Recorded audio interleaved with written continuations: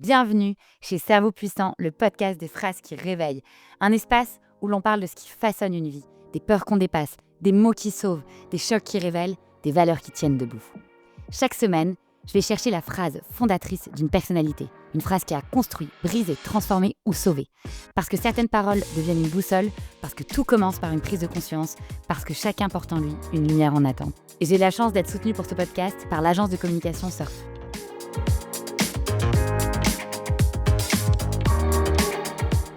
Aujourd'hui, j'accueille Jean-Philippe Cartier. Jean-Philippe, tu es entrepreneur et investisseur, avec un parcours singulier, volontairement pluriel, qui t'a conduit à évoluer dans plusieurs univers économiques, notamment dans l'hôtellerie et l'investissement dans des startups.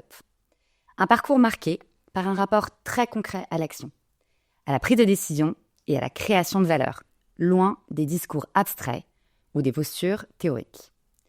Ce qui traverse ton chemin, c'est une réflexion constante sur le pouvoir, l'influence et la responsabilité qui accompagnent la réussite. Tu t'es toujours intéressé à ce que signifie décider, exercer une autorité, avoir un impact et surtout à ce que ces positions engagent sur le plan humain, moral et affectif. Reconnu pour ta grande liberté de penser et ta capacité à assumer la nuance dans un espace public qui supporte de moins en moins la complexité, tu n'as jamais cherché la facilité. Tu acceptes le débat, la contradiction, parfois même la controverse, en revendiquant une parole exigeante, structurée, qui refuse des simplifications. Récemment, tu as franchi un nouveau seuil en lançant le pouvoir de l'action, un projet né d'un constat clair. Nous passons beaucoup de temps à observer, analyser, commenter, mais beaucoup moins à transformer ces constats en décisions et en actes. Ce projet pose une question centrale. Comment agir sans renoncer à la vision ? Comment exercer le pouvoir sans céder à l'agitation ? Comment décider sans perdre le sens ? Dans cet échange, j'ai envie que l'on prenne le temps de revenir sur ce qui te fonde, sur les valeurs qui te guident, sur les moments de bascule de ton parcours, sur ton rapport au pouvoir, au courage et à la responsabilité. Une conversation pour comprendre ce qui pousse à un moment donné à ne plus rester spectateur, mais à s'engager pleinement. Bienvenue, Jean-Philippe. Salut Claire. Pas mal, franchement. Écoute. C'est bien, t'as tout dit, on peut rester là parce qu'il y a beaucoup de choses déjà. Maintenant, il faut apprendre à te découvrir. Alors, on commence toujours de la même manière. On essaye de comprendre si tu as un adage, une citation, une valeur qui te tient à cœur et qui conditionne l'homme que tu es aujourd'hui. Alors déjà, tout d'abord, merci de m'accueillir, je suis ravi. Citation, j'en ai pas mal, mais bon, faut-il encore que je m'en souvienne. Et une valeur absolue qui me guide depuis très longtemps, j'ai eu 50 ans, j'aime pas trop le dire, mais je l'assume, le 49 a été dur à passer, c'est vraiment la valeur travail. S'il y a une chose qui m'a été inculquée par mes parents, je pense que c'est ce qui me guide depuis très longtemps. Moi, comme tu le sais, à présent, moi j'ai arrêté les études tôt, parce que j'ai arrêté les études à 18 ans, ce qui n'est pas le cas de tout le monde. Je suis ce qu'on appelle un autodidacte, un vrai, sans entreprise familiale derrière à récupérer ou autre chose. Donc la seule valeur vraiment qui pour moi est un moteur et qui je pense doit devenir centrale au niveau de notre société, c'est le travail. Je pense que c'est la valeur qui me ressemble le plus, parce qu'elle répond à tous les besoins et toutes les nécessités. Le besoin de s'épanouir, le besoin de gagner sa vie, le besoin de rencontrer des gens, le besoin de créer, le besoin de faire, le besoin d'innover. Voilà. Pour moi, le travail, c'est la valeur absolue qui me ressemble le plus. Et puis, c'était celle de mes parents. Donc, évidemment, indirectement, c'est une manière de penser que tout ce qu'on nous inculque, ça marque. Et donc, est-ce que tu as une citation, que comme tu es un homme de citation, sur le travail, que tu peux nous partager ? Sur le travail, j'en ai pas une qui me vient comme ça, mais j'ai plutôt un souvenir que je raconte souvent, mais que j'aime beaucoup. En fait, mon papa était chirurgien. J'ai perdu mes parents il n'y a pas très longtemps. Les deux avec 4 mois d'écart l'année dernière, c'était assez difficile. Et mon papa était quelqu'un d'un chirurgien exceptionnel et qui avait un sens du devoir et des choses à faire absolu. Et dans son planning, je me souviens, planning papier à l'époque, il avait écrit gymnastique. Et il bossait toute la journée au bloc opératoire parce qu'il opérait des gens. Donc il avait un métier engageant et fatigant. Et il rentrait, je me rappelle le voir rentrer à minuit moins le quart. Et je le voyais faire sa gymnastique. Et j'avais 8 ou 9 ans et ça m'a absolument marqué. Donc ça veut dire quoi ? C'est pas une citation, mais c'est un peu un mantra. C'est-à-dire quand tu dis que tu fais quelque chose, tu le fais. Et même s'il est minuit et que tu as bossé 12 heures et que tu es fatigué, mais que tu dois faire ta gym, tu fais ta gym. Et ce souvenir m'a profondément marqué. C'est, je fais pas parce qu'il est un peu tard, ou parce que j'ai moins envie, ou parce que finalement j'ai mieux à faire. Je fais ce que je dis ce que je fais. Et je pense que ça vaut toutes les citations du monde. Merci beaucoup. Bon, c'est vrai que l'exigence et surtout Ouais. ne pas se justifier de flemme ou de fatigue. Mais d'où l'importance des messages qu'on donne à nos enfants. Bien sûr. Moi, j'ai une maman, une femme assez simple, infirmière anesthésiste, mais qui m'a toujours dit mon fils, t'es beau, t'es fort, t'es intelligent. Alors, je ne sais pas si c'est vrai, mais en l'occurrence, ça donne confiance en soi et ça permet de croire en soi beaucoup plus. Et moi, c'est ce que je dis à mes fils. Même s'ils m'agacent parfois et que je suis très exigeant, je leur dis évidemment que je les aime, mais beaucoup, t'es beau, t'es fort, t'es intelligent. Je veux leur donner confiance, tout en mettant des régulateurs pour pas que... Il ne faut pas que ça dérape Voilà, trop. mais Quand il ils sont faut... jeunes, La confiance est hyper importante. Voilà. Et je pense qu'il faut se nourrir de cette confiance. Et souvent, quand on me dit d'où elle vient, évidemment, on a tous des profils différents. Et j'étais quelqu'un déjà avec une nature confiante, assez optimiste, assez jeune. Mais je crois que ça joue beaucoup. Évidemment. Le fait qu'on te le donne assez tôt par rapport à des gens qui peuvent te rabaisser ou t'abîmer. Voilà. Donc moi, j'étais avec une maman qui... Quand ma maman est décédée, j'ai fait un FaceTime avec elle un quart d'heure avant. C'était pas prévu qu'elle décède plus tard. Ma sœur et l'intelligence, j'étais en déplacement à l'étranger, de m'appeler avec un téléphone. Et ma mère m'a pris au téléphone. Et la première chose, sur un brancard dans des urgences, m'a dit « Mon fils, qu'est-ce qu'il est beau, mon fils ?» Non, mais j'avais 50 ans, parce que c'était pas très vieux, 40 ans. Ça résume beaucoup de choses. Donc voilà, la confiance que peuvent donner les gens qui vous sont importants, à commencer par vos parents, peu importe, eux le pensent. Vous êtes pour eux le plus beau, le plus fort, le plus intelligent. Et c'est très important. Et je crois que c'est... Et si c'est pas vos parents ou si c'est n'importe qui d'autre, voilà, il faut donner confiance aux gens. Moi, c'est ce que je fais dans mes entreprises depuis 30 ans. Je suis pas toujours d'accord avec tout le monde, j'ai mon caractère, mais j'essaie de dire aux gens qu'ils ont du talent et qu'ils sont forts. Et voilà, il faut savoir driver, mais il faut savoir aussi féliciter. Sinon, c'est que de la dureté gratuite et ça permet pas aux gens de s'émanciper. Alors, est-ce que justement, en parlant du travail et de ton rapport avec tous tes employés, tes salariés, est-ce que tu peux nous rappeler ton long parcours entrepreneurial? Et c'est vrai que tu connais quand même... Comme tu m'as dit que ça durait 45 minutes à peu près, c'est compliqué. Moi, j'ai monté ma première entreprise il y a une vingtaine d'années, avec très peu de sous, avec une dizaine de milliers d'euros, parce qu'à l'époque, je parlais en francs, moi, pardonnez-moi. Mais une centaine de milliers de francs, ça va faire 15 000 euros. Et on en revient aux parents, parce que mes parents avaient au moins la gentillesse de me faire un plan d'épargne logement sur lequel ils me mettaient 200 euros par mois. Et j'ai pris ça pour monter ma première entreprise. Et j'ai une certaine fierté, c'est que c'est une des rares entreprises dans le digital qui s'appelait Autoréflexe, qui était devenu un des premiers sites internet de petites annonces automobiles, qui n'a investi que 15 000 euros et qui a été vendu plusieurs dizaines de millions d'euros. 10 ans après, j'ai dû la vendre en 2008 ou quelque chose comme ça. Ça, c'est le point de départ. Comme je suis curieux et que j'aime tout, quand j'ai vendu cette entreprise à un groupe qui s'appelait Axel Springer, un groupe allemand et Mondadori italien, j'ai monté un holding d'investissement qui s'appelle H8 Invest, qui est mon entreprise à 100% et qui investit depuis 2007 ou 2008 maintenant dans plein de secteurs d'activité. Ça va de l'hôtellerie, comme tu l'as dit. Et pourquoi l'hôtellerie? Toujours par passion, parce que j'ai voulu réhabiliter des belles endormies un peu partout en France, à Chamonix, à Trouville, à Paris, sur la Côte d'Azur, avec le Macandie, voilà, avec des gens que tu connais d'ailleurs. Beaucoup dans des boîtes qui me tenaient à cœur. J'ai fait des startups que j'aime. J'investis prochainement, je ne suis pas tout seul, mais dans la prochaine boîte de mon ami Laurent Soli avec Yann Lequin, parce que c'est formidable d'investir dans l'IA française. J'en suis ravi, mais aussi dans une ganterie à Rodez qui s'appelait Camille Lavabre Cadet, pardonnez-moi, et pour défendre le savoir-faire Made in France. Donc, je suis très très large dans mes investissements, je fais que des coups de cœur et j'essaye d'investir à 99% en France. Et pour l'instant, je tiens cet engagement et c'est très large. Donc j'ai racheté une radio que j'ai revendue depuis, j'ai racheté un cabaret qui s'appelait Bobino à l'époque que j'ai revendu depuis, j'ai réhabilité un certain nombre de lieux et au même titre que voilà. Donc je suis très curieux. Ouais, l'entrepreneur passionné. Ouais, je fais des choses que j'aime et des choses qui me plaisent. Et voilà, j'ai fait beaucoup de restauration, comme tu le sais.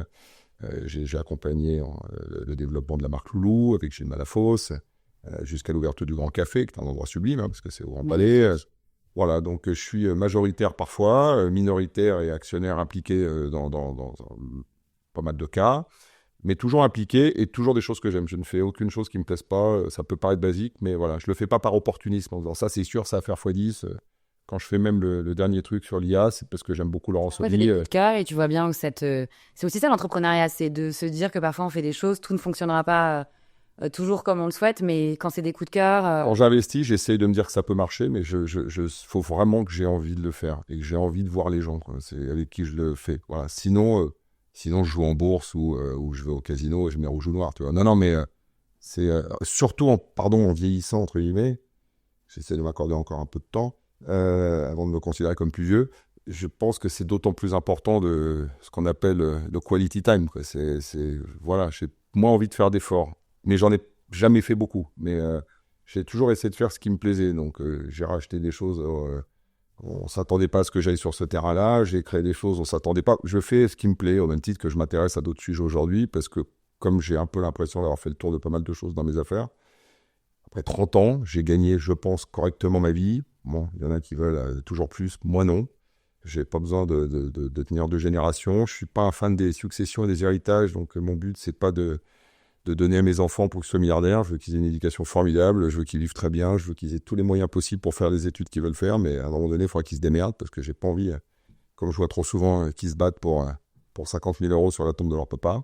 Donc je voudrais surtout pas ça, donc j'en suis pas là, et puis je changerai peut-être d'avis d'ici là, mais je veux surtout leur donner des valeurs, et surtout moi, faire ce qui me plaît. Voilà, donc c'était soit je m'engage autrement, soit je pars vivre en Laponie. Donc pour l'instant, je suis plutôt dans l'engagement citoyen. Alors justement, on l'entend déjà dans tous tes discours, tu es passionné, tu es aussi assez chauvin et tu as décidé récemment, et moi qui te connais un peu depuis longtemps et qui suis ton parcours, et tu l'as très bien dit, j'ai l'impression justement que le départ de tes parents a créé un déclic en toi, quelque chose que tu as toujours eu envie de faire, ce côté leader, ce côté chauvin, amoureux de la France, ce rapport aux gens que tu as. De lancer, est-ce que finalement le pouvoir de l'action, c'est pas aussi lié à ce déclic que tu aurais peut-être eu, lié à ce choc de tes parents qui te... Je peux entamer une psychanalyse à partir de lundi prochain et te répondre avec précision à la question. Évidemment, tout ce qui nous arrive au quotidien font pencher la balance sur des décisions nouvelles. C'est le rythme logique de la vie.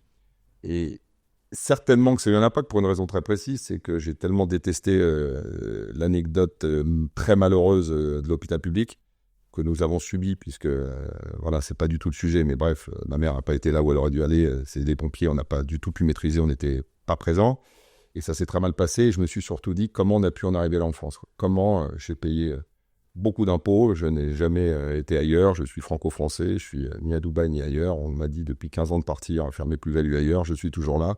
On a beaucoup de copains communs, ou des gens qu'on a pu croiser qui sont déjà partis loin, et c'est tout à fait respectable. Moi, je suis là et bien là, et quand j'ai vu le résultat de tout ça, commencer par l'hôpital public, je me suis dit, franchement, c'est pathétique. Alors, pas plus tard qu'hier, j'ai fait un débat avec des gens politiques sur une chaîne de télévision pour défendre l'entrepreneuriat, et la seule question qu'on peut se poser, c'est vraiment, c'est pas du populisme, c'est même pas être chauvin, c'est juste de bon sens, quoi. Comment on en est arrivé là, quoi. Franchement, quand tu voyages un peu, quand tu regardes, l'herbe n'est pas forcément plus verte ailleurs, mais on a un pays qui a tout pour réussir, et franchement, on est quand même en train de tout rater.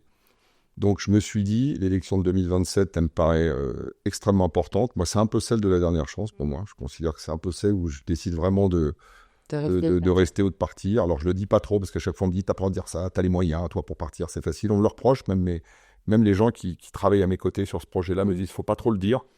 Je le dis. Moi, j'ai dit, je me bats ou je me barre. Voilà, si ça ne plaît pas, c'est pareil, je m'en fous, mais c'est ce que je pense. Donc, il faut que les gens l'entendent. C'est pas je me barre pour l'argent, c'est pas je me barre pour plus, rien à faire. Je me barre pour trouver plus de sourire, plus d'envie, une médecine qui tient la route, des gens qui ont plus envie de se lever le matin, et puis peut-être un endroit où, si la valeur travail, elle n'est pas si présente, et ben, au moins il y aura la mer, et puis si elle est plus présente, tant mieux, il y aura des gens avec qui j'aurai encore plus envie de discuter. Et je pense que la vie, sans donner de leçons à personne, mais la vie, c'est un engagement et une implication. Alors, j'ai des amis qui, encore une fois, ont monté des associations, des fondations, c'est tout à fait respectable, c'est très bien de le faire. Voilà, peu importe, ça peut être pour les enfants, ça peut être pour l'art, ça peut être pour... Voilà, peu importe. Moi, j'ai besoin d'un engagement un peu plus punchy, dans le sens où j'ai besoin d'avoir un impact... de manière plus large. Et si je peux avoir ça d'impact sur un pays comme le mien, ça m'intéresse, quoi, voilà. Sur une partie qui est la mienne. Voilà. Moi, c'est l'entrepreneuriat, c'est le travail, c'est tout mon combat, c'est de remettre la valeur du travail en opposition totale à l'immobilisme, à l'assistanat. Cette valeur doit être plus respectée, elle ne l'est plus. Et encore une fois, c'est pas ce mot que je hais le patron contre le salarié, mais je hais ce mot, il n'y a que les politiques qui n'ont jamais bossé qui l'utilisent, parce qu'il n'y a pas un entrepreneur au monde qui ne travaille pas avec ses salariés, et puis quand ça se passe pas bien, c'est aussi douloureux pour l'un que pour l'autre en général. Je parle des PME, Je me suis encore fait attaquer hier sur ArcelorMittal. Je dis, je ne suis pas le patron d'ArcelorMittal.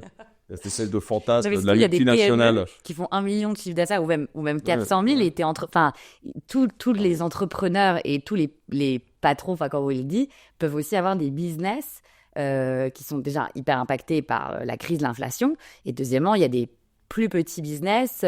L'entrepreneuriat, c'est de 50 000 euros de chiffre d'affaires à des millions. Donc, beaucoup plus loin. On est beaucoup concernés. Je vais aller beaucoup plus loin. Les PME, toutes les petites entreprises de moins de 20 salariés, c'est 10 millions. Voilà. 10 millions d'emplois en France. Voilà. Ils gagnent du temps. Les multinationales dont on parle, dans tous les cas, les plus grandes entreprises françaises, qui sont d'ailleurs impactées par l'impôt, la surtaxe d'IS qui est renouvelée pour 2026, on parle de 300 entreprises. 300, voilà, c'est facile. Donc 90% du tissu d'entreprises français, ce sont des PME qui ont 5, 7, 3, 10, 20 personnes. Ah, c'est simple, c'est clair. Donc, il faut voir que le patron, il est là-bas et ses salariés, ils sont autour, en gros. Donc, il faut qu'on s'entende. Donc, moi, je dis souvent, en open space, les uns les autres... en général, voilà. Alors, je ne dis pas que tout est simple et que la vie entrepreneuriale, le patron et le salarié. Je dis juste que le patron, il faut arrêter de l'appeler patron, il faut l'appeler par un mot qui va beaucoup mieux, c'est un créateur d'emploi. Voilà. Donc, maintenant, quand on m'appelle patron, je dis, vous arrêtez de m'appeler patron, je vous interdis, vous m'appelez créateur d'emploi. Voilà. Comme ça, monsieur le créateur d'emploi. Ouais, ça ne vous dérange pas, vous m'appelez comme ça. Je le refais à tous les coups sur le plateau. Ouais, mais je le pense vraiment. Tu as complètement raison. Enfin même si tu as 2 salariés, tu as créé 2 emplois. Même un, voilà. Exactement. Et même toi, tu es ton propre patron, mais tu ne dépends pas de la société. Et dans 95% des cas, tu n'as pas le droit au chômage, tu n'as droit à rien. Et quand tu es chef d'entreprise et que tu perds tout, tu es dans une mer de noir et ta retraite est quasiment à zéro. Parce qu'on ne parle pas ou trop peu de toutes ces problématiques de dirigeants. Et il y en a beaucoup. Et j'ai été beaucoup remercié. Pas du tout par les patrons de multinationales, parce que je ne sais pas si le discours leur parle, et encore que, j'en ai beaucoup à mes côtés, mais beaucoup par toutes les plus petites structures, les auto-entrepreneurs, les micro-entreprises, tous ces gens-là qui me disent « mais vous parlez enfin d'un sujet qu'on n'aborde absolument pas », et alors que c'est tous des gens courageux, comme toi, comme tout le monde, qui commencent à un moment donné à s'y mettre, à dire « j'y vais, je fais mon truc, je paye mon salaire, mes 2 salariés, j'y vais ». Et c'est cela le tissu de la France, et c'est cela dont on a besoin. Moi, j'aimerais fédérer ces gens-là, voilà, vraiment de la manière la plus... puissante possible. Alors, je ne vais pas le faire 10 ans parce que je ne suis pas un grand patient et j'aime bien avoir du résultat rapide, mais on va essayer de le faire au moins jusqu'à l'élection de 2027. Voilà. Bravo et merci. Je sais que tu as beaucoup d'entrepreneurs déjà qui commencent à te voilà, et c'est vrai, c'est que tu as raison. C'est courageux de ta part. Et alors, justement, est-ce que tu as le sentiment... Je précise, pardon de te couper, mais je précise que je ne parle absolument pas qu'aux entrepreneurs. Non, mais je le dis, c'est vraiment, moi je parle aux agriculteurs, je parle à tous les entrepreneurs petits et grands, je parle aux salariés impliqués, ceux qui considèrent que le travail doit passer avant encore une fois l'assistanat ou l'immobilisme. Je parle à tous ceux qui considèrent que le travail, je parle aux fonctionnaires engagés, et il y en a, parce qu'on en parle, il y a des gens très bien, pas que, mais il y en a aussi des très bien. Je parle à tous ceux qui veulent, à un moment donné, un État qui prenne en considération le travail, sur tout le reste, que ça soit la valeur repère d'un État, d'une nation, voilà. Et qu'on respecte ces gens-là plus, et qu'on les laisse travailler librement et gagner mieux leur vie.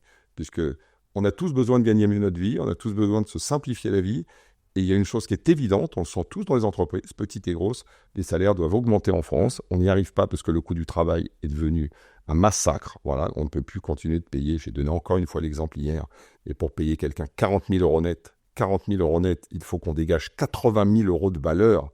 Et sur ces 40 000 euros net, je parle pour un Parisien, parce que c'est un salaire, par exemple, déjà cohérent, il va rester entre 25 et 30 000 dans la poche du salarié. De quoi on parle ? Pas beaucoup de PME qui arrivent, ou de petites entreprises qui arrivent à créer 80 000 euros de valeur pour payer un salaire correct, pour vivre correctement et dignement dans des villes françaises. Donc il faut un vrai débat sur la valeur travail. On l'évite, on le fuit, ça n'intéresse personne. On parle de holding, on parle de tas de sujets qui ne concernent personne. On va stigmatiser des multimilliardaires, il y en a 30. Bon, bravo à eux, j'en ai rien à foutre. Moi, voilà, tant mieux pour eux, ils ont réussi. Bravo. On a besoin de ces gens-là, parce qu'on a besoin de gens qui payent de l'impôt. On ne comprend pas ça, mais on ne peut pas avoir que des politiques qui en dépensent. On a besoin de gens qui payent. On fait partie de ceux qui payons. Et j'espère qu'il y aura un écho et qu'un politique ou une femme politique, d'ici l'année prochaine, entendra ce message et dira, voilà, on a besoin... Et d'ailleurs, comme j'aime bien les choses simples, le pouvoir de l'action est en train de se transformer en beaucoup plus simple, en action. Ça me résume mieux. C'est en un mot. Voilà, j'ai fait trop compliqué. Voilà, donc on verra. Mais pour l'instant, voilà, il y a l'Instagram du pouvoir de l'action, mais c'est censé devenir action. Et nous lançons le premier événement, j'espère que tu viendras, qui aura lieu en avril. Nous espérons fédérer pas loin de 1000 personnes. Voilà, et il sera organisé courant avril. Voilà. Génial, félicitations. Avec l'idée, parce que l'idée c'est de savoir quel est le but, c'est d'aller proposer à peu près une douzaine de réformes, un peu comme les 12 travaux d'Hercule, comme des règles de vie à accepter, à comprendre, pour faire beaucoup mieux tourner le système autour de cette valeur-là. On rentre ni sur l'immigration ni sur la sécurité, c'est pas nos sujets. On reste sur la valeur travail, aussi bien sur les plus jeunes, aussi bien sur les plus vieux. Voilà, vous verrez, c'est assez large et on aura une douzaine de choses à proposer qui, nous espérons, retrouvera une écoute. Jean-Philippe, est-ce que tu as un forum, est-ce que tu as un site internet déjà? On a uniquement à ce stade un Instagram. Le site internet va sortir très vite. C'est intéressant que tu as un forum pour, tu sais, comme un peu une boîte à questions où tu laisses les gens justement. C'est l'idée. Okay. On est tout ça est en cours. D'ailleurs, je salue tous ceux qui m'accompagnent parce qu'on est une petite équipe. Alors, quand on la voit large, on est une dizaine et on se réunit quasiment tous les mardis à minima 5-6. Et j'ai des gens formidables qui m'accompagnent. Et j'ai une pensée pour Jules, Simian et Stan qui se reconnaîtront. Voilà. Et Céline aussi qui m'aide beaucoup dans ce projet. Voilà. Céline t'accompagne, qui elle a une entreprise française. Céline, elle a créé CQFD Paris. C'est une journaliste qui a monté une boîte, qui arrive à en vivre. Ce qui, dans la mode en France, il faut être quand même super courageuse.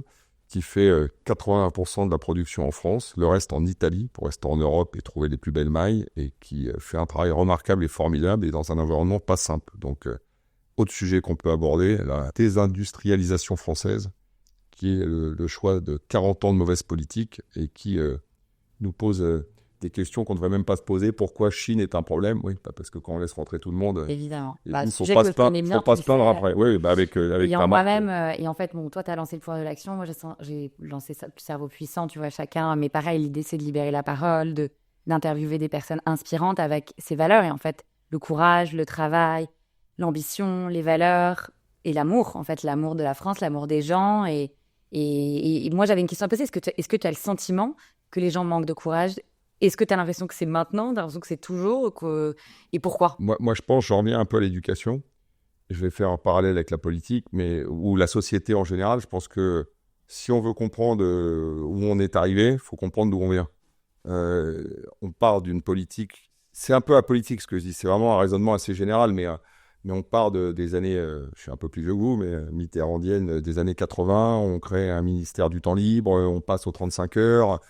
On a passé notre temps, depuis 40 ans, à dénigrer le travail, à expliquer, on l'a vu avec des tas de choses. Enfin, on a fait combien de fois les calculs de lui, il s'est arrêté, finalement, il gagne plus, il gagne quasiment pas beaucoup moins, avec des gens qui peuvent s'arrêter 6 mois dans des métiers comme l'hôtellerie et partir 6 mois à Phuket parce que c'est la saison d'hiver et revenir tout tranquille, payé quand même par le chômage.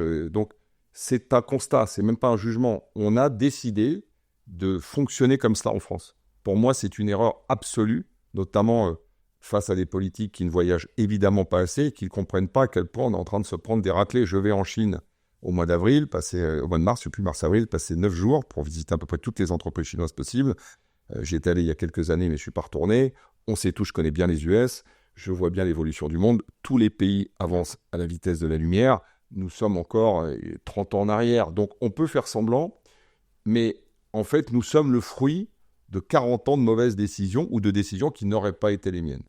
Donc on en est là, mais on n'en est pas là parce que les Français ont changé. Je le dis souvent, je dis les Français, ils sont responsables de pas grand-chose. Déjà, il y a une bonne partie de ceux dont on aurait besoin qui sont déjà partis. Et depuis plus longtemps qu'on le dit, on en a qui sont partis il y a 2 ans, il y a 5 ans, il y a déjà 10 ans, et qui me disent tous « Qu'est-ce que j'ai bien fait ?» Voilà, tous te disent. Moi, je ne suis pas là-dessus. Je suis sur le fait de penser qu'il y a encore un peu potentiellement d'espoir et de solutions. Mais il n'y en a plus pour très longtemps. Donc, il faut prendre des décisions rapides. Il faut remettre encore une fois le travail au centre du jeu. Et il faut que les gens comprennent que le monde va vite. Et qu'est-ce qui manque à nos politiques? L'opportunisme, certainement pas. Et l'envie de rester accroché, on l'a vu avec le budget qui est, qu'on le veuille ou non, dramatique, et que tout le monde s'est couché, tout le monde l'a voté. Alors tout le monde te dit il faut de la stabilité. Certes, quand tu as des convictions, tu as des convictions. Si Horizon ou LR et tout ne devraient jamais voter le budget. C'est un mauvais budget pour la France. Ils le votent, ils resteront en poste et tant mieux pour eux. Mais on manque cruellement d'une chose, on manque de vision. L'entrepreneur ne peut pas manquer de vision. Il a raison ou il a tort, l'entrepreneur, mais il a une idée. On filme ce podcast dans une entreprise, elle a une vision. Où elle veut aller, elle aura raison, elle aura tort. Dans 6 mois, dans 1 an, dans 2 ans, on se projette avec nos succès et nos échecs. Aucun politique depuis 20 ans n'a de vision. Aucun. Personne. J'espère qu'il y aura une femme, peut-être présidentielle, femme, ça serait bien, ou un homme qui pourra comprendre que sans vision, on n'arrive à rien en fait. Un entrepreneur n'arrive à rien, une famille n'arrive à rien, un homme n'arrive à rien, que ça soit dans la vie privée, que ça soit dans le sport, que ça soit dans le travail, que ça soit La politique devrait être, je ne sais pas, le domaine où la vision devrait être number one absolu. Il ne devrait rien y avoir plus important de « voilà où je vous amène ». On ne peut pas faire avancer un pays. Et pourquoi la France en est là ? Parce que c'est 35 ans sans vision. C'est du court-termiste électoral. Et on en est là. Et je pense qu'il y a vraiment urgence à réagir. Alors, est-ce que tu ne crois pas aussi qu'il y a pas de gens, il y a moins de gens engagés parce que le prix à payer est trop fort et je crois que rien que déjà là, tu communiques de plus en plus et en fait, c'est vrai que tu te retrouves parfois... le dialogue, c'est très important et le respect, et je crois qu'il faut aussi qu'on puisse arriver à discuter et à reconnaître les bonnes idées et les bonnes manières de l'appliquer sans forcément... Est-ce que tu n'as pas l'impression que c'est devenu un peu l'arène où tout le monde s'écharpe ? Écoute, il suffit de regarder l'Assemblée nationale. Voilà, exactement. Pas plus tard qu'hier, il y a eu un débat entre les LFistes et Rassemblement national qui a tourné au pugilage. Voilà. L'image que nous montrent nos politiques est absolument dramatique. C'est une mauvaise image pour nous, c'est une mauvaise image pour nos enfants, c'est une mauvaise image pour notre rapport à la politique. C'est quasiment une honte. Alors, certains trouveront ça drôle. Moi, ça me fait pas rire, mais du tout. Donc aujourd'hui, le prix à payer, quand tu t'appelles Jean-Philippe Cartier, que tu as gagné ta vie... et que tout va bien, tu as envie de te dire qu'est-ce que je me fous dans cette galère. Il n'y a pas un copain. Alors, les gens sont très sympas pour t'envoyer des WhatsApp et des pouces et dire c'est génial. Ça, par contre, pour repartager, liker souvent et dire que tout est génial, les gens, ça, voilà, on connaît le proverbe, pas de couilles, pas d'embrouille. Pardon. Mais elle est bien cette situation. Pas mal. Voilà. Mais, et je comprends, les gens n'aiment pas se politiser. Mais plus que jamais, il faut de l'engagement. Donc, moi, c'est ma nature. Mais 95% des gens à qui je parle me disent dans quelle galère tu te mets. Maintenant, c'est important que je précise une chose. Je reste sur mon terrain de jeu que je maîtrise. Je connais par cœur l'entrepreneuriat. Je connais par cœur les salariés, les miens, le fonctionnement. Je connais par cœur l'investissement. Je connais par cœur la création d'entreprises. Je suis à l'origine d'une 40aine d'entreprises. J'en ai financé tout autant. Donc, je reste sur mon terrain de jeu. Je le connais bien. Nous allons fonder... cette association, puisque Action sera une association d'intérêt général qui va avoir pour but de réfléchir à des idées, des projets pour la France. Donc ça n'a pas de but politique au sens électoral. Je ne suis candidat absolument à rien. Et nous allons poser des bases, prendre la parole et nous verrons encore une fois si des gens intelligents nous tendent la main et ont envie de réfléchir avec nous et prendre à profit ce travail qui nous va... Ça prend du temps, hein. C'est pas... moi, ça me prend pour l'instant, ça me prend combien de temps et pour le moment, tout ça est totalement pro bono, évidemment. De toute façon, donc, c'est vraiment... Ça, moi, c'est du pur bénévolat. Enfin, parce que les gens ne s'en rendent pas toujours compte. Mais c'est du pur... Que là, ce que tu fais, mais je vais te rassurer, quand je le fais hier 3 heures, je le finance moi-même. Quand je fais... alors évidemment, à terme, on va grossir la cagnotte avec des gens qui vont nous soutenir. On en a déjà pas mal.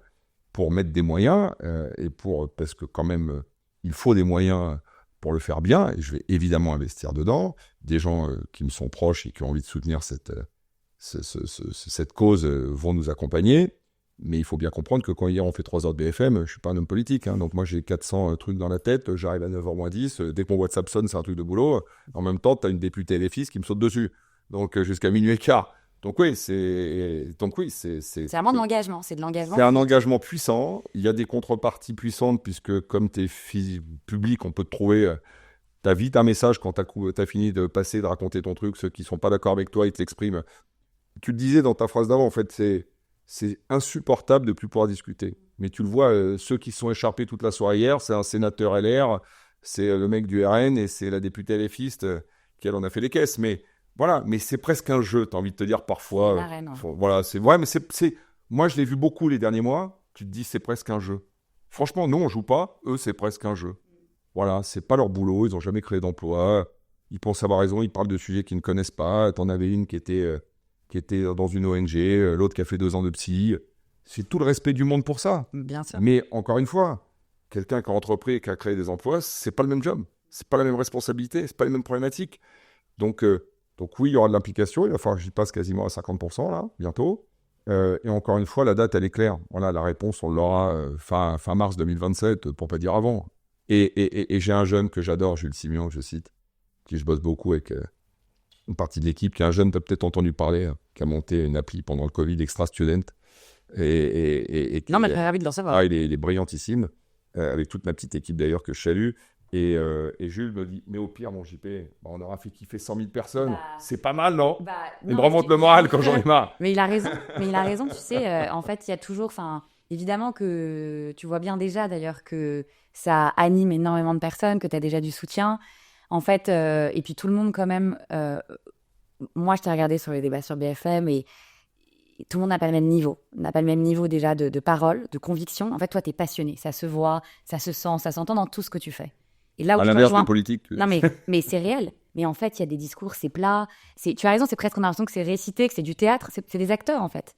Et je crois qu'aujourd'hui, tu vois, on revient, notamment avec la puissance de l'IA, à l'authenticité, à la vulnérabilité aussi que les gens adorent, en fait. Donc toi, tu dis, je suis entrepreneur, je parle vraiment à des gens, à des petits entrepreneurs, à des moyens entrepreneurs, à mes salariés.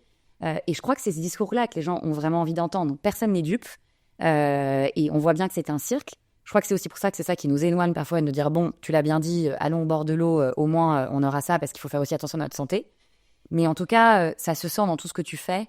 Et je suis sûre que le mouvement va énormément grandir. Compte sur Cerveau Puissant pour revenir autant que tu le souhaites. Merci beaucoup. C'est vrai que tous les gens qu'on interviewe, des hommes et des femmes, c'est des gens passionnés. Ils disent tous la même chose, la valeur travail, la rigueur, la passion, l'ambition. Et c'est, je crois, qui rejoint aussi... c'est pour ça qu'on est sur Terre pour vivre, parce que sinon, à quoi ça sert? Complètement aligné. Est-ce que tu as une dernière chose que tu aimerais partager, justement un bon conseil pour... en ce moment, alors moi je suis toujours pour le côté positif, mais c'est vrai qu'en ce moment certaines personnes disent voilà, c'est pas si facile que ça, la début d'année est difficile. C'est quoi toi ton conseil pour dire non, on tient bon, on est aligné? Alors évidemment, les conseillers ne sont pas les payeurs, on le sait tous, mais je le dis du fond du cœur, l'optimisme doit toujours rester de rigueur. J'ai un bon exemple qui est mon ami Olivier Gouac, qui a la maladie de Charcot. Qu'on reçoit prochainement. Et qui, sans parler, à part grâce à des outils, à l'IA et autres, et sans pouvoir se déplacer depuis qu'il est malade, nous donne des leçons de courage, de force et d'optimisme absolu. Donc tout est possible, même quand on est au plus bas, on peut remonter, même quand sa boîte ne marche pas, elle peut finir par marcher, et tout est une histoire de confiance. Alors, c'est très facile à dire quand ça ne va pas et tout, mais vraiment, s'il y a un message qu'il faut passer, ce n'est pas des conseils de coach de vie ou d'influenceurs qui pour moi sont assez inutiles, c'est juste c'est croire en soi, et vraiment, tout peut changer d'une minute à l'autre avec de la volonté. Il faut juste pas lâcher, en fait. Moi, je suis quelqu'un de persévérant. Ça fait 30 ans. Tu connais cette phrase que j'aime bien. Il a fallu 30 ans pour réussir en une soirée. Mais voilà, mais alors moi, je la mets sur le côté business, mais j'ai beaucoup de gens que je vois. Alors moi, j'essaie de recevoir pas mal de jeunes, de gens qui ont envie. Je reçois plein de messages. Quand tu réponds pas aux gens, ils disent « Ah, tu te prends pour qui ? Je peux pas gérer 40 rendez-vous par jour. » Mais j'essaye, mais tu sais, les gens pensent, il y a encore des jeunes, ils viennent dans un joli bureau, ils te voient, comment t'as fait, ça a l'air facile. Mec, ça fait 32 ans, j'ai pas démarré il y a 15 jours.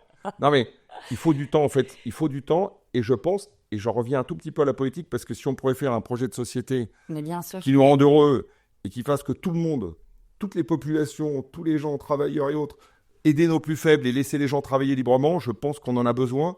Mais il faut garder de l'optimisme, et il y a toujours une solution possible. Il faut vraiment croire qu'il y a toujours une solution possible. Cet optimisme, il est fondamental pour tout le monde, même au plus bas. Courage. Bravo, écoute, moi, c'est avec beaucoup d'émotion que je t'écoute. Vraiment, à nouveau, tu comptes sur moi, tu comptes sur Cerveau Puissant. Je trouve que justement, cette action que tu mets en place, elle est nécessaire. Moi, je t'entends, je te vois, et comme des millions d'autres Français, et c'est agréable de voir des gens qui se bougent. C'est ultra courageux. Comme tu l'as rappelé, c'est totalement pro bono. C'est ton association, en fait, à toi. Donc, chacun défend sa cause. Toi, tu défends relever la France. Et voilà. Donc, merci d'être venu. Et merci franchement, on espère te revoir très vite avec, j'imagine, plein de nouveautés. Merci beaucoup. Merci, Jean-Philippe. Si tu as aimé ce podcast, abonne-toi pour ne rien manquer des prochains épisodes. Soutenir Cerveau Puissant et suivre toutes les actualités, les échanges à venir et les contenus que je prépare pour continuer à nourrir ce qui fait vraiment la différence.